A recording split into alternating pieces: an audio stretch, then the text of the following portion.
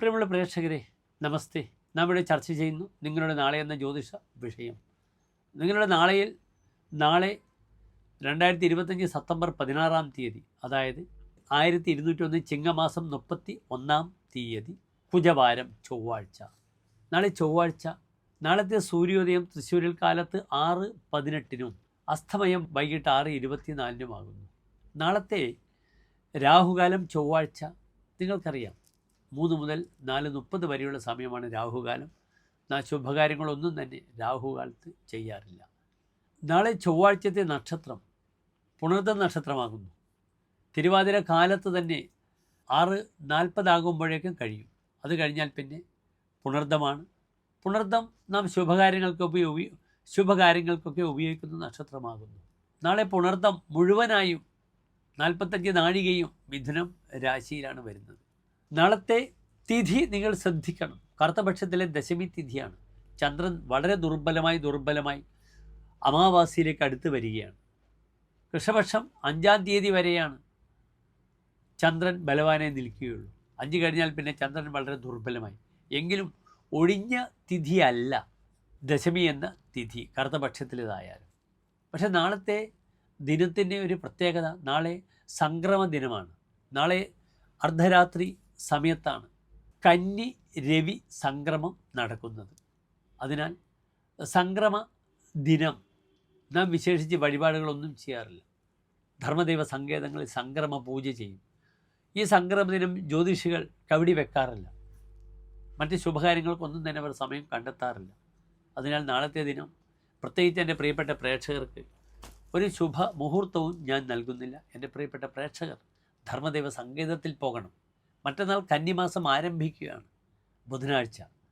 ആ ഒരു കന്നിമാസം ധാരാളം നല്ല സംഭവങ്ങൾ, ശുഭകാര്യങ്ങളുടെ ദിനമാണെന്ന് നിങ്ങൾക്കറിയാമല്ലോ. അഷ്ടമി, നവമി, വിജയദശമി ഇതൊക്കെ വരുന്ന മാസമാണ് കന്നിമാസം. വളരെ പ്രാധാന്യത്തോടുകൂടി അതിൻ്റെ പ്രത്യേകതകൾ നമുക്ക് വിശദീകരിക്കണം. കന്നിമാസത്തിലെ വിശേഷങ്ങളുമായി നാം ചർച്ച ചെയ്യുമ്പോൾ നാളെ പുനർവസു നക്ഷത്രമാണ്.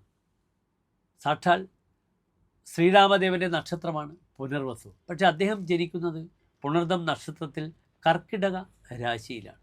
ഉച്ചസ്ഥേ ഗ്രഹ പഞ്ചകേ സുരഗുരൗ സേന്തൗ നവമ്യാം തിഥൗ ലഗ്നേ കർക്കടകേ പുനർവസുയുതേ മേഷങ്കതേ പൂഷണി. 5 ഗ്രഹങ്ങൾ ഉച്ചസ്ഥരായി നിൽക്കുന്ന സമയത്താണ് ശ്രീരാമൻ്റെ ജനനം.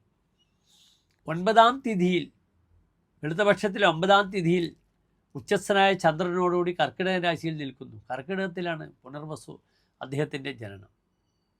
കർക്കിടക ലഗ്നമാണ്. സൂര്യൻ എവിടെ നിൽക്കുന്നു? മേടത്തിൽ നിൽക്കുന്നു. അതിശക്തമായൊരു ജനനമാണ് ശ്രീരാമസ്വാമിയുടെ. പുണർദം മിഥുനൻ രാശിക്കാർ ജീവിതത്തിൻ്റെ സുഖഭോഗങ്ങളിൽ വ്യാപൃതരാകുന്നു.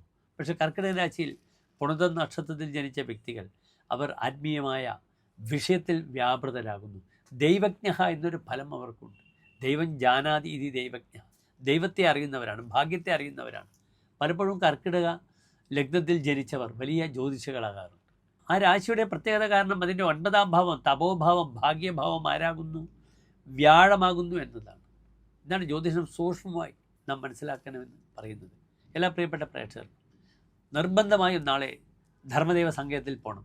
അവിടെ വിളക്കിലേക്ക് എണ്ണാതിരി മാല, ആ സങ്കേതങ്ങൾ മുഴുവനും വൃത്തിയായി പരിപാലിക്കാൻ ശ്രമിക്കുക. ധർമ്മദൈവങ്ങളുടെ അനുഗ്രഹം എൻ്റെ പ്രിയപ്പെട്ട പ്രേക്ഷകർക്ക് ലഭിക്കട്ടെ.